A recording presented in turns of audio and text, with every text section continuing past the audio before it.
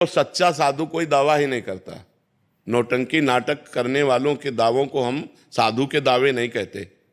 नौटंकी नाटक, हमारे शब्दों पर जाइए, नौटंकी नाटक करने वालों को जो दावे करते हैं उनको हम साधु संत ही नहीं कहते। साधु संत इस बात का दावा करते हैं मैं ये कर दूंगा, अहंकार विमूढ़ आत्मा करता हमिति मन्यते, मैं ऐसा कर सकता हूं, वो अहंकारी है। साधु अहंकारी नहीं होता, साधु ज्ञानी होता है। और दूसरी बात, जब बड़े बड़े प्रारब्धों को संत अपने भोगते हैं तो तुम्हारे प्रारब्ध को नष्ट करने के उपाय बताएंगे कि राम का नाम जप करो, धर्म से चलो, पाप कर्म मत करो, ऐसे ऐसे चलो, ऐसे कि मैं तुम्हें भस्म दे दूंगा, मैं तुम्हें जंतुर दे दूंगा, मैं तुम्हें कलावा बांध दूंगा, या मैं ऐसा कर सकता। ऐसा नहीं। आज तक किसी बड़े संत का नाम हमें लो कि उन्होंने ऐसा किया, किसी भी सिद्ध संत का जिसका इतिहास में गान किया गया है या वर्तमान में जो है, जो भगवान का मार्ग का है, जो रुपया पैसा का मार्ग बटोरना, यश कीर्ति को बटोरना, ये सब बात अलग है। साधु वही जो कंचन कामनी कीर्ति से बचे, साधु वही जो सब में भगवान को देखे और भगवान में लगाए, भगवान से विरुद्ध नहीं। जैसे संत से आप कहो मुझे यहाँ पीड़ा है, मैं बहुत परेशान हूँ, तो देखो बच्चा, सब परेशानी दूर करने वाले भगवान हैं। आप भगवान का नाम जप करो, भगवान से प्रार्थना करो, वही दूर कर देंगे। आज तक संतों ने यही सलाह दी है, जाओ मैं ठीक कर दूंगा, ऐसा तो नहीं। बड़े बड़े ब्रह्म ऋषि श्री वशिष्ठ जी महाराज, जो त्रिभुवन को पलट सकते हैं अपने तपोबल से, उनमें सामर्थ्य है। जब दशरथ जी का मरण हुआ, भगवान का 14 वर्ष का वनवास हुआ, भरत जी जब आए, ऐसे कह रहे हैं, ऐसे का मतलब होता है असमर्थता, ऐसे का मतलब होता है कि हाथ मींज कर कहना कि अब क्या करूं, मैं कर नहीं सकता। सुना हूं भरत भावी प्रबल बिलख कहो मुनिनाथ, हानि लाभ जीवन मरण जस अपजस।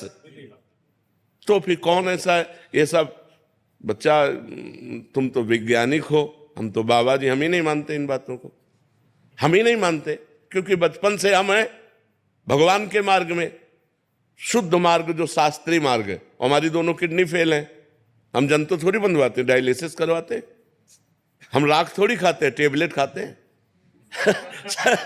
शरीर को जो जरूरत है वो कराना।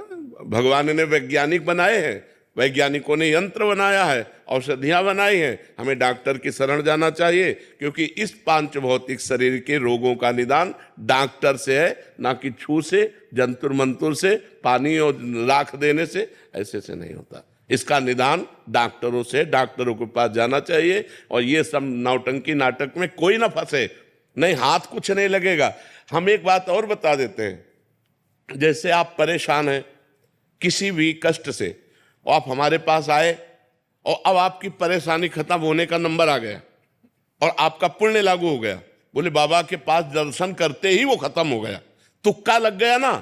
अब वो 100 आदमियों से कहेगा कि हम जो भी बाबा के दर्शन करके लौट के आए, परेशानियों से निदान हो गया, क्योंकि कनेक्शन उसका पाप का खत्म, अब पुण्य का उसके ऊपर चालू हो गया। तो ऐसे कभी कोई तुक्का भी लग जाता है। तो ये इन सब बातों को हम भी नहीं मानते। आप तो नए आधुनिक बच्चा हो, हम इन बातों को नहीं मानते। हम बातों को मानते हैं जो शास्त्र प्रमाणित है। शास्त्र जैसा और हमारे जैसे संत महात्माओं की रहनी रही। बड़े बड़े सिद्ध संत हुए, रामकृष्ण परमहंस जैसे, उनके कैंसर रहा, दवाइयाँ लेते रहे और भजन करके सत्संग करते रहे, छूछा वाली बात तो रही नहीं। और सिद्ध काली माँ थी, काली माँ सिद्ध थी, जिनसे बात करती थी। वो रामकृष्ण परमहंस जी महाराज के गले में कैंसर हुआ। बड़े बड़े सिद्ध संतों के शरीरों में व्याधियां पाई जाती हैं, डॉक्टरों की शरण लेकर, उनसे औषधियां लेकर शरीर का। और अध्यात्म एक अलग चीज है, वो मोक्ष प्राप्ति के लिए, वो भगवत प्राप्ति के लिए है। ईशा जी, 2